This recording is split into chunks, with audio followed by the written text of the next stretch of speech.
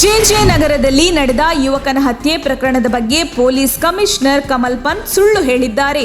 ಉರ್ದು ಭಾಷೆ ಬರಲಿಲ್ಲ ಎಂಬ ಕಾರಣಕ್ಕೆ ಹತ್ಯೆ ಮಾಡಲಾಗಿದೆ ಎಂಬುದು ನಿಜ ಎಂದು ಬಿಜೆಪಿ ರಾಜ್ಯ ಪ್ರಧಾನ ಕಾರ್ಯದರ್ಶಿ ರವಿಕುಮಾರ್ ಅವರು ಆರಗ ಜ್ಞಾನೇಂದ್ರ ಹೇಳಿಕೆಯನ್ನು ಸಮರ್ಥಿಸಿಕೊಂಡಿದ್ದಾರೆ. ಚಂದ್ರ ಸ್ನೇಹಿತ ಸೈಮನ್ ಹಾಗೂ ಚಂದ್ರ ತಾಯಿ ಆತನ ಅಕ್ಕಪಕ್ಕದ ಮನೆಯವರು ಕೂಡ ಉರ್ದು ಭಾಷೆ ಬರಲ್ಲ ಎಂಬ ಕಾರಣಕ್ಕೆ ಹತ್ಯೆ ಮಾಡಿದ್ದಾರೆ ಎಂದು ಅವರು ಆರೋಪಿಸಿದ್ದಾರೆ. ಈ ದೇಶದ ರಾಷ್ಟ್ರ ಭಾಷೆ ಹಿಂದಿ ಅನ್ನೋದು ಎಲ್ಲರಿಗೂ ಗೊತ್ತಿದೆ. ಹಿಂದಿಯನ್ನು ಅಳವಡಿಸಿಕೊಂಡ್ರೆ ತಪ್ಪೇನಿಲ್ಲ ಎಂದು ಕೃಷಿ ಸಚಿವ ಬಿಸಿ ಪಾಟೀಲ್ ಹೇಳಿದ್ದಾರೆ. ಬ್ರಿಟಿಷರ ಇಂಗ್ಲಿಷ್ ಮೇಲೆ ಪ್ರೀತಿ ಇದೆ, ಹಿಂದಿ ಭಾಷೆ ಮೇಲೆ ಪ್ರೀತಿ ಇಲ್ವಾ? ಹಿಂದಿಯನ್ನು ಅಳವಡಿಸಿಕೊಂಡ್ರೆ ತಪ್ಪೇನಿಲ್ಲ. ಹಿಂದಿಯೊಂದಿಗೆ ನಮ್ಮ ಭಾಷೆ ಕನ್ನಡ ಸಹ ಇರುತ್ತೆ. ಕೇಂದ್ರ ಗೃಹ ಸಚಿವ ಅಮಿತ್ ಶಾ ಅವರು ರಾಷ್ಟ್ರೀಯ ಭಾಷೆ ಪಾಲನೆ ಮಾಡಿ ಅನ್ನೋ ಹೇಳಿಕೆ ನನಗೆ ತಪ್ಪು ಅನಿಸಲಿಲ್ಲ ಎಂದಿದ್ದಾರೆ. ಕರ್ನಾಟಕದಲ್ಲಿ ಕನ್ನಡ ಭಾಷೆಗೆ ಆದ್ಯತೆ ನೀಡಲಾಗುತ್ತದೆ. ಹೊಸ ಶಿಕ್ಷಣ ನೀತಿಯಲ್ಲಿ ಸ್ಥಳೀಯ ಭಾಷೆಗೆ ಆದ್ಯತೆ ಇರುತ್ತದೆ ಎಂದು ಬೆಂಗಳೂರಿನಲ್ಲಿ ಕೇಂದ್ರ ಗಣಿ ಸಚಿವ ಪ್ರಹ್ಲಾದ್ ಜೋಶಿ ಹೇಳಿದ್ದಾರೆ. ಕೇಂದ್ರ ಗೃಹ ಸಚಿವ ಅಮಿತ್ ಶಾ ಹಿಂದಿ ಬಳಸಿ ಹೇಳಿಕೆಗೆ ಪ್ರತಿಕ್ರಿಯಿಸಿದ ಅವರು, 70 ವರ್ಷ ಆಡಳಿತ ಮಾಡಿದವರು ಸ್ಥಳೀಯ ಭಾಷೆಗೆ ಆದ್ಯತೆ ಕೊಟ್ಟಿರಲಿಲ್ಲ. ತಾಂತ್ರಿಕ ಶಿಕ್ಷಣದಲ್ಲಿ ಸ್ಥಳೀಯ ಭಾಷೆಗೆ ಆದ್ಯತೆ ಕೊಟ್ಟಿರಲಿಲ್ಲ. ಬಿಜೆಪಿ ಅಧಿಕಾರಕ್ಕೆ ಬಂದ ಮೇಲೆ ಅವಕಾಶ ಮಾಡಿಕೊಟ್ಟಿದ್ದೇವೆ ಎಂದರು. ಮಾಜಿ ಪ್ರಧಾನಿ ಅಟಲ್ ಬಿಹಾರಿ ವಾಜಪೇಯಿ, ವೀರ ಸಾವರ್ಕರ್ ಸೇರಿದಂತೆ ಅನೇಕ ಹಿಂದೂ ಮಹಾಸಭಾ ಮತ್ತು ಸಂಘ ಪರಿವಾರದ ನಾಯಕರು ಸ್ವತಂತ್ರ ಚಳವಳಿಯಲ್ಲಿ ಸೆರೆಸಿಕ್ಕಾಗ ಬ್ರಿಟಿಷರಿಗೆ ಕ್ಷಮಾಪಣೆ ಪತ್ರ ಬರೆದುಕೊಟ್ಟು ಜೈಲಿನಿಂದ ಹೊರಗೆ ಬಂದಿದ್ದಾರೆ. ಇವರು ದೇಶಭಕ್ತರಾಗಲು ಹೇಗೆ ಸಾಧ್ಯ ಎಂದು ವಿಧಾನ ಪರಿಷತ್ ವಿಪಕ್ಷ ನಾಯಕ ಬಿಕೆ ಹರಿಪ್ರಸಾದ್ ಪ್ರಶ್ನಿಸಿದರು. ಬಿಜೆಪಿ ಸಂಘ ಪರಿವಾರದವರು ಮಾತೆತ್ತಿದರೆ ಸಂವಿಧಾನ ಬದಲಾಯಿಸುತ್ತೇವೆ, ಮುಸಲ್ಮಾನರನ್ನು ಪಾಕಿಸ್ತಾನಕ್ಕೆ ಓಡಿಸಬೇಕು ಎಂಬ ಸಂವಿಧಾನ ವಿರೋಧಿ ಹೇಳಿಕೆ ನೀಡುತ್ತಿದ್ದರೂ ಮುಖ್ಯಮಂತ್ರಿಗಳು ಕ್ರಮ ಕೈಗೊಳ್ಳುತ್ತಿಲ್ಲ. ಸಂವಿಧಾನದ ಪೀಠಿಕೆಯಲ್ಲಿ ಹೇಳಿದಂತೆ ಭಾರತೀಯರಾದ ನಾವು ಎಂದು ಹಿಂದೂ, ಮುಸ್ಲಿಂ, ಕ್ರೈಸ್ತ, ಸಿಖ್ ಹೀಗೆ ಎಲ್ಲಾ ಸಮುದಾಯದವರು ಎಂಬ ಅರ್ಥ ಬಿಜೆಪಿ ಸಂಘ ಪರಿವಾರದವರಿಗೆ ಗೊತ್ತಿಲ್ಲ ಎಂದು ಅವರು ಹೇಳಿದರು.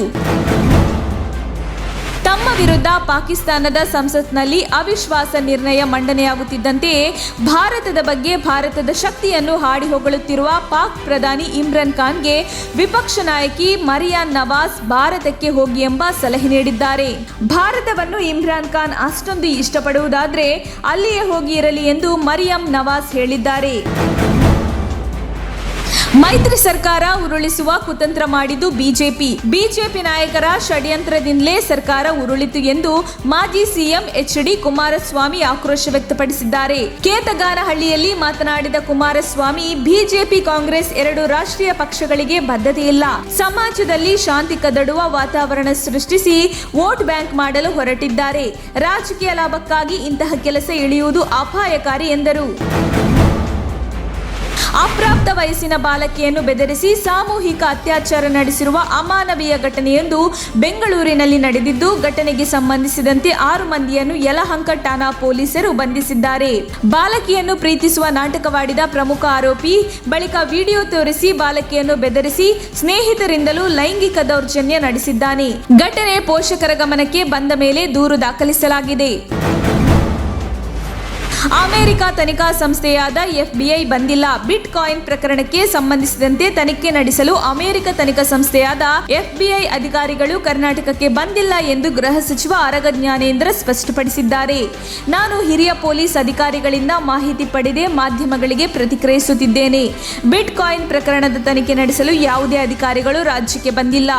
ಇದು ಊಹಾಪೋಹ ಎಂದು ಗೊಂದಲಗಳಿಗೆ ತೆರೆ ಎಳೆದರು.